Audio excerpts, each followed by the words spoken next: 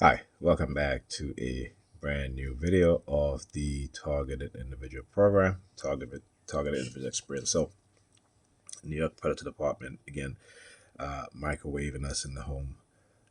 Last night I went into the kitchen a little after 3 o'clock a.m. this morning. So again, insomnia. Uh, as I went into the kitchen, my sister came out of the bedroom. Now she was sleeping. She was sleeping, snoring, because I've been in the kitchen before, and so a little after 3, I get up, go into the kitchen. She comes out into the hallway and she's like, "Don't forget to turn off the light." And I'm like, the kitchen light had been on. I didn't turn it on, right?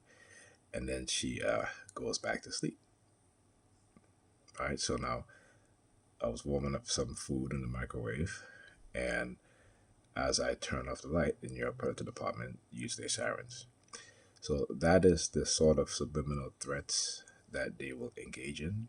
When I talk about how they condition me as a TI, and other TIs, is that within the home, by using silent sound through BCI, right, the uh, conditioning of our minds while we're sleeping, and including while we're conscious as well during the day also. And this morning, I woke up around, I didn't say this afternoon, I woke up around minutes to 12, and I had to do laundry. So I was putting my clothes in my laundry bag to do laundry today. And of course, it goes back to them targeting you in such a way. Now, I don't do laundry every single week. I don't need to, right? So, but again, it's to try to create some sort of suspicion or anything like that and such and such. I wear a lot of t-shirts, right? And so I don't need to. And like I said, if, most of the time I'm by Pam, I have clothes over there. So, you know, but I do laundry at least once a month. And they will target me. They will try to prevent me from doing laundry. They will engage in all sorts of subliminal threats. Hold on a sec. All right, so they will engage in a whole bunch of subliminal threats, particularly like if, let's say, every time I look at my laundry, they will use the sirens. All right, this is all the time. When my laundry bag is full, I look at my salad. Yeah, I gotta get ready. I gotta do laundry. Whoop, whoop. Then leave my Pam. Then when we do laundry, you wanna go wash the dishes, right? The things that I do regularly, they'll use the sirens to try to prevent me to try to use it as a threat, like washing dishes, cleaning. Helping the kids with their homework, they'll use the sirens. Like I said, whenever I ask, I've been lately, Ethan, my son, whenever I ask him questions, he doesn't want to give me a straight answer. I don't know. Ethan, do you have any homework? I don't know. Well, go and check. You should know if you have homework. So they're definitely, like I said, as a TI, like I said, there are probably members in your family, if you're a TI, who were targeted, and so you became targeted also. Right? This is part of the religious fanatical mindset, and I hope other religious fanatics will do the same thing to them too, right? Um, because they deserve it, all right, without a doubt. See, one thing with religious people is that they love to persecute other people.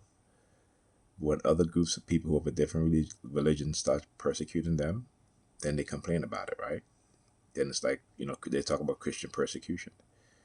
But you Christian persecute other people based off of their religion, based off of their non-religion beliefs, right? So this isn't going to be a one-way thing where you can just persecute people because you're a Christian and you want to call them whatever, right?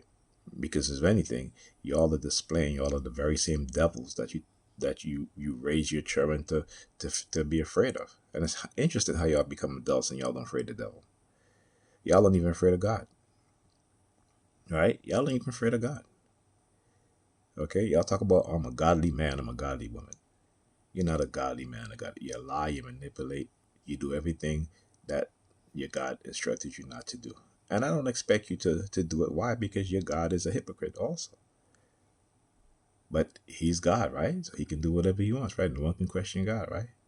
This is why today you see the majority of people who believe in Christianity in America, per population, is black people, particularly black women. This is why you can't hold them accountable. They don't want to hear the truth, right? And this is indoctrination. This is church and state, which is supposed to be separated, but it really isn't. And when you hear these so-called American evangelicals talk about America was founded on Christian principle, no, it was not. America was founded. If Christian principle is genocide, enslavement, then yes, that is a Christian principle. Okay, so don't talk about your good people. All right, stop saying that.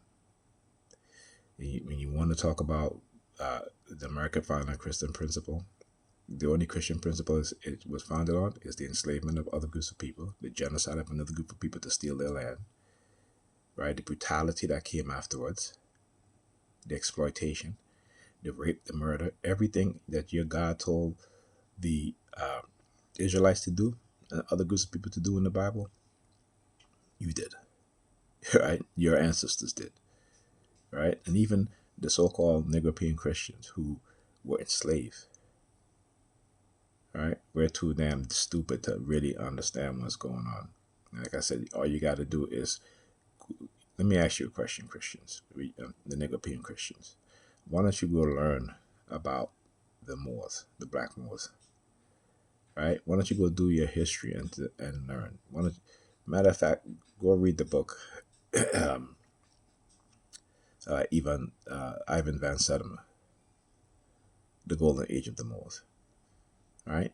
And then go read Dirt, the book called Dirt, right? I forgot the author's name. And then do a comparison and a contrast. And you'll see why these people enslaved your ancestors and did what they did. Okay? Go look at the difference how we are versus them. How our ancestors were versus them. For you to have a better understanding. All right? Talk to you guys in the next video.